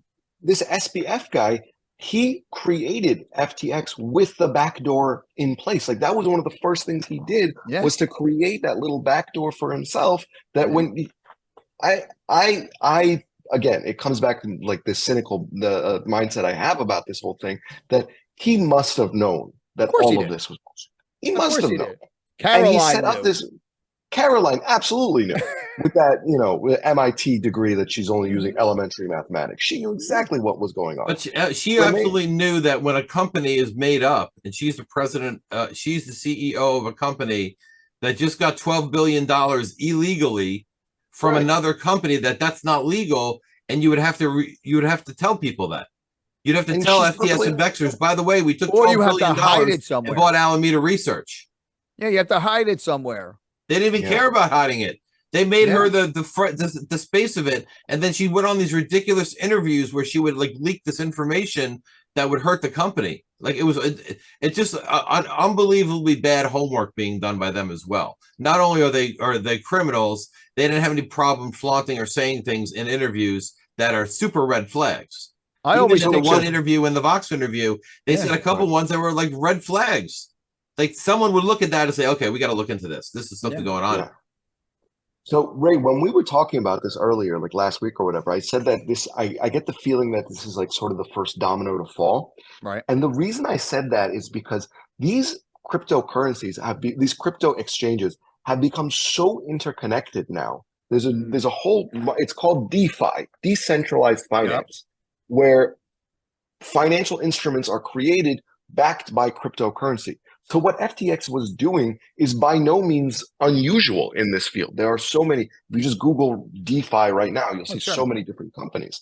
So my question, and as a result of this FTX, there are a number of different companies that are no longer allowing withdrawals of funds because of extreme exposure to FTX. Like all these different things are, these sort of consequences are starting to happen. But people are getting the feeling that rampant sort of just Wild West finances is very risky. And when we can't give it that level of confidence that we sort of implicitly give Wall Street, even though we don't really give Wall Street that much confidence. But like these investors listening to Bankman-Fried playing League of Legends and be like, I love this founder. Like that is ignorance. Yeah. That is closing your mind. That is trying to pretend that like, oh, I don't know, but he does know. You're offloading the responsibility to him. I think that sort of facade is starting to fall, and you're going to see more. Like Binance's business model is not too different from FTX's. CZ is all over financial media saying that, no, we do it this way. It's different. Blah, blah, blah. Well, he might have fucked himself too. He might have fucked himself. He might have. Maybe 6 months from now, we're talking about Binance collapsing. Yeah. But the point is that like these interconnected companies, we're starting to see that, the emperor's not wearing any clothes, and one after the other, they're starting to fall. But about Binance got paid. Yeah. Binance got Remember, paid. Binance got paid. Binance actually got funding. They made money. So all these people who were trying to get their money out, they actually got their money out. Yeah, they made money. So they were the first ones out of the fire sale. So they got their money out at 100 cents on a dollar. Yeah, I would have thought that he would have been a little more sneaky about it. But I want to go back to the last time you were on the podcast. The last time you were on the podcast, I released the episode, and I started getting these DMs from people, strangers that just, whatever. And usually I don't respond to any fucking insanity, but people were texting me and they're DMing me or whatever on the Ray Agliata show.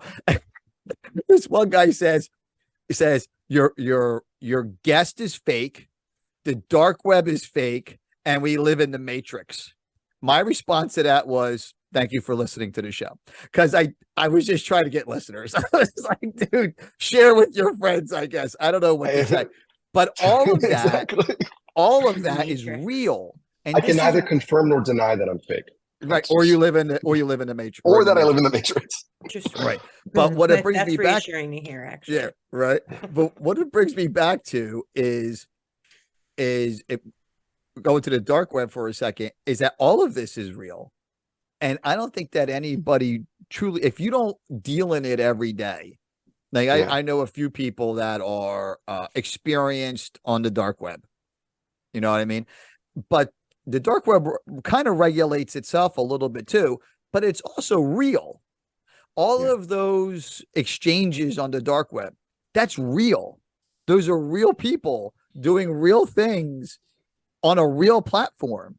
Commerce. Yeah, it's real commerce. And that's what I always found to be very, very interesting. And then if you get some exposure to whether it's FTX or just, I linked the two together a little bit. And I linked the two together because it's like FTX is as dark as you want it to be. If you got out if you just woke up one morning and you said, I don't want to own FTX or FTT or whatever the token was called, I'm just going to sell it. You made money. Yeah. You're done. Sure. You did it, right? But there's that link of, were these guys, hiding their money, utilizing the dark web or utilizing whatever other, nefarious means to, and were other people involved in this that are going to say, in their evil voice, bring me Sam Bankman-Fried, you know what I mean? Kind of thing. I don't know, but all of this stuff is real. Yeah. And it's real, and the people who operate in that space are real good at it. They know what they're doing. Like this $500 million that just walked its way out the back door of FTX within like hours was being changed into different cryptos from it was being transferred into Ethereum, into different moved all of these different places. Like these guys know what they're doing. They've been, and what's so interesting, like when I saw last time we were on your show, I was talking about like dark markets and different places where people can buy and sell whatever nefarious things they want to. The risk that people deal with in those sorts of platforms, that like the Amazon of drugs, is that one day that storefront can just close, just disappear. And the way those storefronts work is that you put money into them, and then you spend that money through the site, right? So like you create an account and then you have a balance on that site. You use that balance to then shop. But if tomorrow, so say you place a balance today, tomorrow that place just closes up shop, you have no recourse, absolutely none. And that's just a risk you take in the black market. When FTX collapsed, my sort of dark humor was like, okay, Wall Street got its first taste of what an darknet exit scam looks like. Yeah. What darknet users have been dealing with since the beginning of the darknet, where just like one day, something that they were so reliant on, gone. Wall Street learned that lesson the hard way. Like Ross Ulbricht, right? He's probably one of the most famous dark web criminal guys. Right. Silk Road, right? So there's a million Silk Roads now. It's not like, but he was the founder of Silk Road, and I think he just had a poor attorney. And he could have been out of jail in 10 years and not life, but that's a whole nother story for a different day.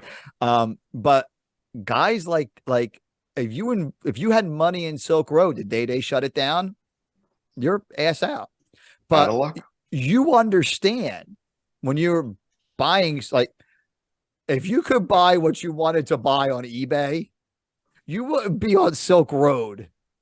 Buying what you want to buy, or any of these exchanges, or even the people on the exchange could disappear. That's a whole nother thing too. They could just one day not be there anymore. You're dealing with like a dark market criminal element. I don't think that they are concerned so much about waking up the next day and saying, oh, let me make sure I fulfill my orders. What keeps them legitimate, I think, or makes them actually fill those orders is how they get ranked and rated on the sites. And I think that has something to do with it. Like if you'll never buy from such and such guy again because he doesn't fulfill the orders.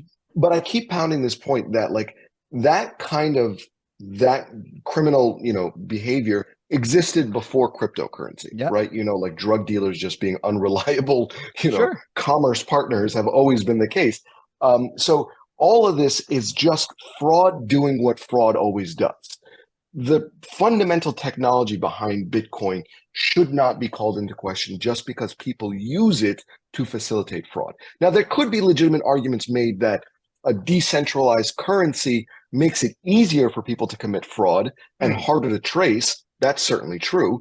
But it doesn't mean that the currency itself should be just like when illegal weapons are bought by another country and they're used with U.S. dollars. It doesn't mean the U.S. dollar is garbage because a militant try to buy firearms with it, right? It doesn't make a difference. But what it does show is the thing that was supposed to be super transparent clearly is not transparent. or ashtray. Until they can be actually manipulated. look It at can that be and very- say, yeah. we have a transparency issue. I know you said everything was going on the blockchain, but there's Yeah. $505 million over here that no one knows who has it or where it belongs to, Right. and no one can tell us where it goes. Yeah. I don't know Right. how that's going to fly. I don't think Exactly. that's I going to can fly. perfectly long term. see it on the blockchain, but I have absolutely no idea where. You have it no went idea or who what's owns it, and going it on could with sit there forever for all we know. That could be someone's 30-year plan from now to withdraw that Bitcoin. Who knows? Right. Who knows what that is? And there are guys out guys out there that, well, what level of crime are you thinking about? So if you're a contractor and you say to the person, hey, pay me in cash, right? Because if you pay me in cash, I'm not going to pay my taxes. All right. That's a crime. I'm going to pay my guys in cash. All right. That's a crime too, but you're going to get in trouble. IRS is probably going to beat you up for something like that. But when you get into like, I'm going to commit some kind of fraud, or I'm going to commit some kind Ponzi scheme. Ponzi schemes are huge. Or I'm going to commit some kind of multi-level marketing kind of situation. Yeah, that's where I think it gets people like the bad taste in people's mouth. If it only affects billionaires, or it only affects the underbelly of society, like if you've ever driven through Philadelphia and you drive through the Kensington section of Philadelphia, it's bad. There's just people high laying on the ground all over the place. It's like zombies. It's like whatever. I'm smiling because I have a apartment in Kensington. I have a tenant there. Do you really? He's a wonderful guy, but Kensington's a rough neighborhood. Kensington is very, very hard neighborhood. But if somebody really wanted to do something about Kensington, they could. I really, really believe that they could, right? Yeah. But because it doesn't really affect everyone in the thing, right? If it doesn't really affect it doesn't affect the suburban person, they say, okay, just let's leave Kensington in Kensington. Yeah. Let's leave the dark web on the dark web. Let's leave the people who got beat by FTX or FTT. As long as it didn't affect me personally, hey, you know what? It affected Tom Brady and Giselle. Oh, fuck them. You know what I mean? And I think that there's people, I think that that's where a lot of this ends. And one day Sam Bankman-Fried will be arrested and his girlfriend will be arrested and they'll be brought to justice. And it's not that important. It's like when they caught Ross Ulbricht. Yeah. If he didn't try to do hits on people, I really don't think he was sloppy. I don't know if they would have ever caught him. But how did it really affect anyone? Right. And I think that that's how people look at crimes.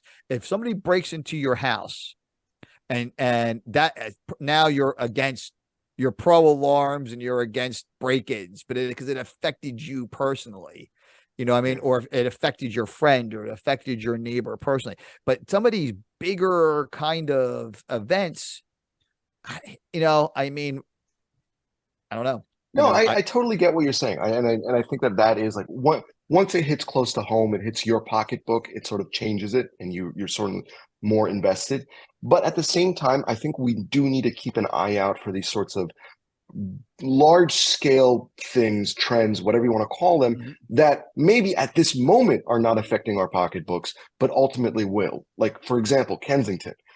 Okay, let Kensington be Kensington, but if you're just down the street, downtown or wherever, South Street, well, slowly the rot in Kensington, the issues with Kensington, if you don't do anything about them, will start expanding, getting worse, getting worse, and getting worse. So it's about recognizing the risks to your own sort of world and sort of trying to get ahead of things, I think, should be something that we want to keep an eye out. I'll start to wrap this up with this. When I drive through Kensington from work, a couple of times I've driven through where school's letting out or whatever the case may be, and there's a true juxtaposition there.